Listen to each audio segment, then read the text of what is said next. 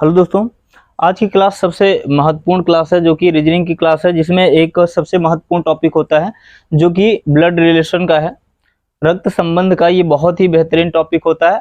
सबसे पहले हम इसका बेसिक समझेंगे कि इसमें बेसिक क्या होता है। तो बेसिक सबसे इसका बहुत ज़्यादा बेसिक नहीं है। इसमें आपको क्या समझना है कि पीढ़ी समझना है, कौन सी पीढ़ी किस में आता है। देखिए, सबसे पहले अगर हम बात करते हैं तो ये सेल्फ की यानी स्वयं की पीढ़ी है। स्वयं जो आपकी पीढ़ी है वो उस पीढ़ी में कौन कौन से लोग आते हैं, उसके ऊपर वाली पीढ़ी में कौन से लोग आएंगे, फिर उसके ऊपर वाली पीढ़ी में कौन से लोग आते हैं, फिर आपके नीचे वाली पीढ़ी में कौन से लोग आएंगे, यही देखना है।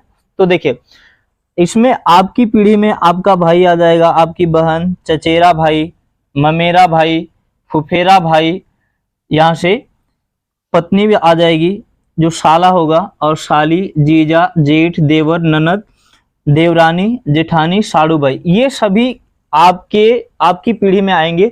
और अगर आपके पेरेंट्स की बात करते हैं तो आपके पेरेंट यानी माता पिता आ जाएंगे। इसमें माता पिता आएंगे, चाचा चाची, बुआ हो गया, फूफा हो गया, मामा मामी, मौसा मौसी, सास ससुर, ताऊ ताई, ये सभी आपके पेरेंट्स वाली पीढ़ी में आएंगे। और उसके ऊपर वाली जो पीढ़ी होगी वो ग्रैंड पेरेंट्स होती है, यानी उसमें कौन कौन आएगा, दादा दादी, नाना नानी। और इनके ऊपर वाली पीढ़ी जो होती है उसे क्या बोलते हैं, ग्रेट ग्रैंड पेरेंट्स बोलते हैं। तो इसमें कौन कौन आएगा, परदादा, परदादी, परनानी, परनाना। अब देखिए, आपके नीचे वाली जो पीढ़ी होगी यानी आपके नीचे वाली पीढ़ी में कौन कौन से लोग आएंगे, बेटा बेटी, भतीजा भतीजी, भांजा भांजी, ये सभी लोग आएंगे। और इसके नीचे वाली जो पीढ़ी होगी, नीचे वाली पीढ़ी में कौन कौन से आएगा, यहाँ पर आ जाएगा पर पोता आ जाएगा, पर पोती आ जाएगा, पर नाती आ जाएगा, इस तरीके से आ जाएंगे। तो यहाँ पर इसको बेसिक तरीके से पहले समझना है। अगर ये आपको समझ में आने लगेगा तो आप रीजनिंग का ये चैप्टर बहुत ही आसान तरीके से बना लेंगे। तो देखिए, अगर हम बात करते हैं तो इसमें केवल दो पर्सन आएंगे, एक मेल पर्सन होगा और दूसरा फीमेल पर्सन होगा। तो दो लोगों के बीच में एक क्वेश्चन पूछा जाएगा, मेल और फीमेल के बीच में। तो यहाँ पर हम कुछ इनको मेल और फीमेल को किस तरीके से डिनोट करेंगे, कैसे हम समझेंगे कि कौन मेल होगा कौन फीमेल होगा। तो यहाँ पर अगर हम मेल पर्सन की बात करें तो कितने पर्सन आएंगे, दो पर्सन। जो यहाँ पर मेल आएगा और कौन आएगा, फीमेल आएगा, फीमेल। तो मेल को हम प्लस से दिखाएंगे और फीमेल को माइनस से दिखाएंगे। बात समझ में आई। जहां भी मेल पर्सन दिखेगा उसे प्लस से दिखाएंगे और फीमेल पर्सन जो होगा उसे माइनस से दिखाएंगे। अब देखिए, अगर इस चैप्टर के अंतर्गत अगर हम बात करें तो कितने टाइप के क्वेश्चन बनते हैं, तो एग्जाम की बात करते हैं। एग्जाम में कुल मिलाकर के 3 टाइप के प्रश्न बनते हैं, 3 टाइप के क्वेश्चन इसमें बनते हैं। तो यहाँ पे पहले टाइप का जो क्वेश्चन होगा उसे कहेंगे हम डायरेक्ट रिलेशन। क्या बोलेंगे, डायरेक्ट रिलेशन, डायरेक्ट रिलेशन। और जो दूसरा होगा, दूसरे को क्या बोलेंगे, पॉइंटेड रिलेशन आ जाएगा, पॉइंटेड रिलेशन, पॉइंटेड रिलेशन। उसके बाद तीसरा, अगर हम तीसरे की बात करेंगे तो वो क्या करता है, कोडेड फॉर्म में देता है, कोडेड रिलेशन के रूप में देगा।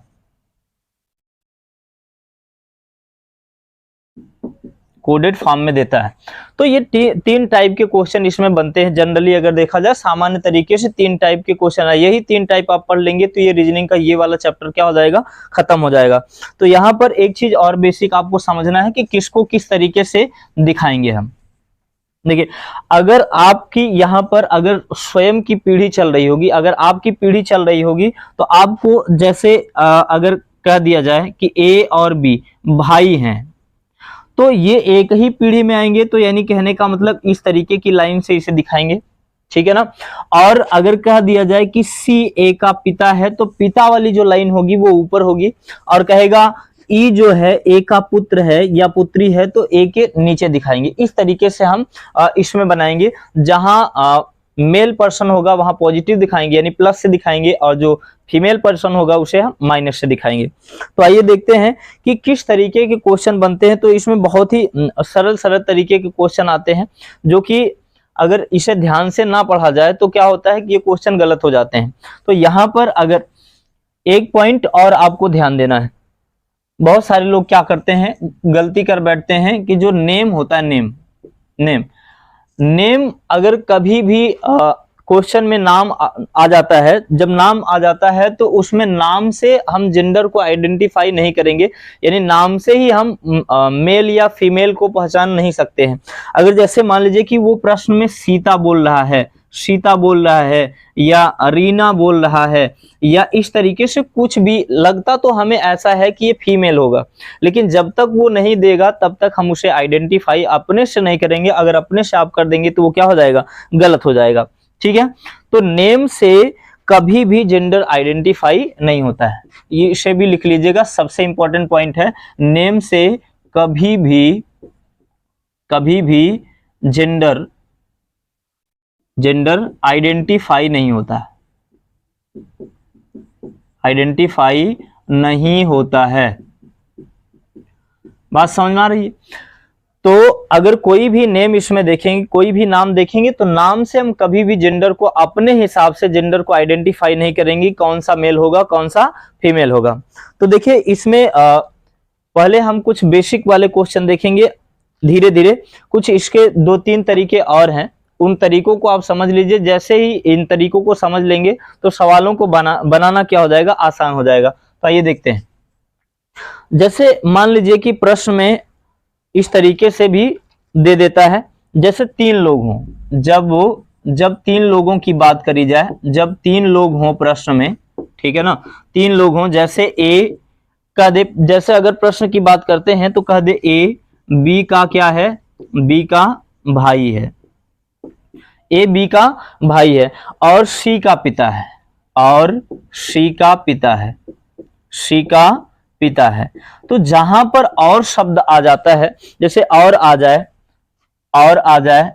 या शब्द आ जाए या फिर तथा हो जाए, तथा कह दे, तथा लेकिन वर्ड कह दे, लेकिन इन सब वर्ड को आपको कॉपी में नोट करना है और जैसे जैसे जिस तरीके से हम इसे नोट करवा रहे हैं वैसे वैसे आप नोट करते जाइए, और ये नियम जैसे ही आपको क्लियर हो जाएगा वैसे ही इसके क्वेश्चन हम आराम से आप क्या कर पाएंगे, बना पाएंगे।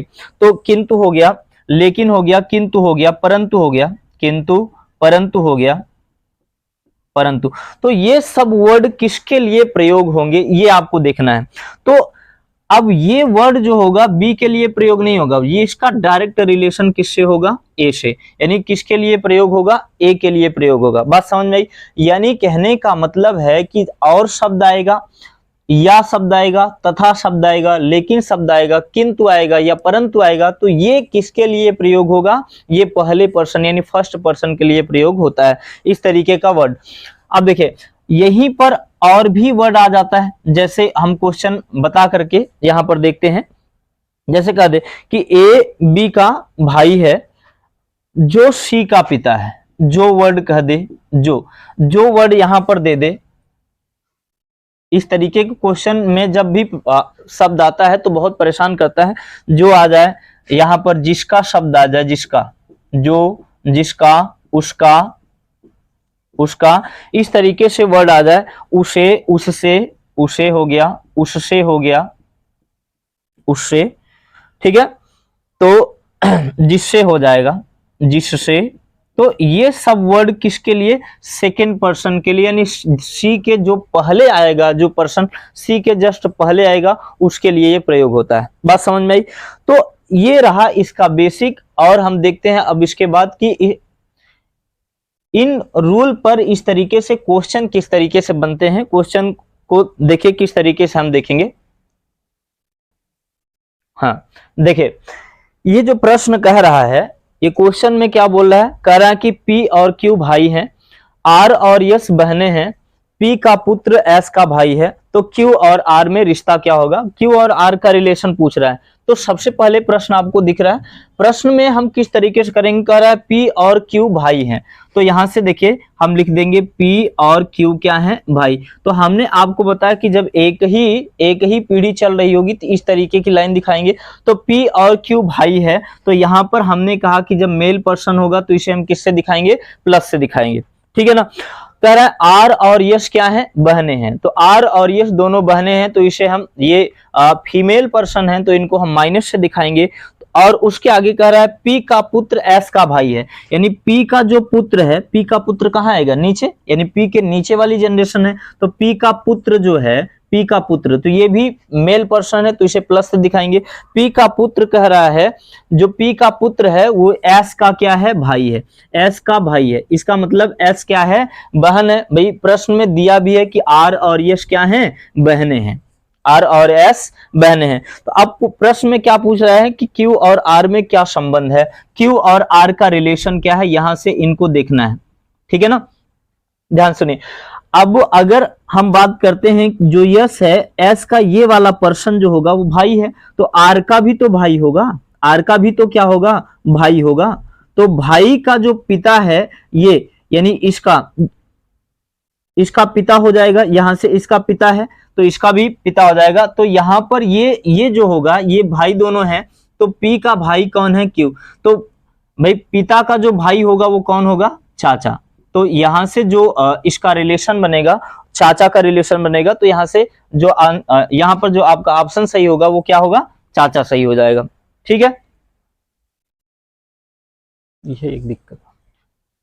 देखिए अगला प्रश्न, देखिए अगला प्रश्न क्या कर रहा है, यहाँ पे करा ए और बी विवाहित जोड़ा है, ठीक है, यानी ए और बी जो है वो विवाहित जोड़ा है, ठीक है। तो एक पत्नी होगी, एक पति होगा। क्लियर नहीं है कि कौन पति है कौन पत्नी है, आगे पढ़िए सवाल को। एक्स और वाई भाई हैं, तो यहाँ पे इसमें एक्स और वाई में कोई रिलेशन तो समझ में नहीं आ रहा है। प्रश्न को आगे पढ़िए, कह रहा एक्स ए का भाई है, यानी एक्स जो है वो किसका भाई है, ए का भाई है। अब हमें पता नहीं चल पा रहा है कि ए कौन है और बी कौन है, मेल इसमें कौन है, फीमेल इसमें कौन है। उसके बाद कह रहा है कि x और y भाई हैं, यहां पर देखिए जो y है वो x का क्या है, भाई लगता है। अब कह रहा है कि y का b से क्या संबंध होगा, b से y का क्या संबंध होगा, ध्यान से समझिए। अब यहां पर तो हमें पहली बात तो इस प्रश्न में जेंडर आइडेंटिफाई नहीं है कि ये महिला है या पुरुष है, हमको ए और बी के बारे में कोई जानकारी नहीं है।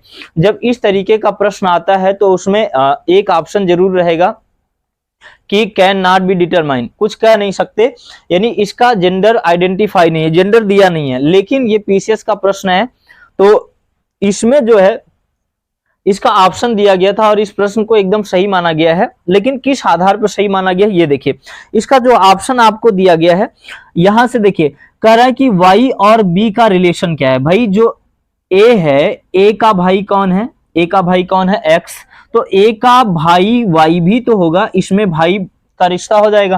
तो यहां पर ये जो इसे क्या माना गया है, ए को फीमेल माना गया है और बी को मेल पर्सन मान करके सवाल में दिया गया है, तो यह वाई का क्या हो जाएगा, भाई वाई की बहन कौन है, ए, तो बहन का जो पति होगा वो क्या लगेगा, जीजा, तो यानी जीजा का रिलेशन हो जाएगा यहां पर। तो ये इस तरीके से क्वेश्चन को सही करार दिया गया था। देखिए अगला क्वेश्चन देखते हैं। देखिए अगला प्रश्न क्या बोल रहा है, कह रहा ए बी की पत्नी है, ए यहां पर देखिए ए किसकी पत्नी है, बी की पत्नी है, तो मतलब यहां पे क्लियर कर दिया गया कि पत्नी कौन है, ए बी की पत्नी है, वह सी ए की बहन है, सी ए की क्या है, बहन है, सी ए की बहन है। कह रहा है सी के पिता डी है, सी के पिता, तो पिता वाली जनरेशन ऊपर आएगी, तो सी के पिता डी है, जबकि ई डी का पुत्र है, यहां पर दिया है ई डी का पुत्र है। इसका मतलब है यहां पर देखिए पुत्र दिया है तो इसका मतलब यहां पे आप ला सकते हैं, ई जो है डी का पुत्र है, यानी सी पुत्री है और ये पुत्र है, तो ये क्या हो जाएंगे, भाई बहन हो जाएंगे।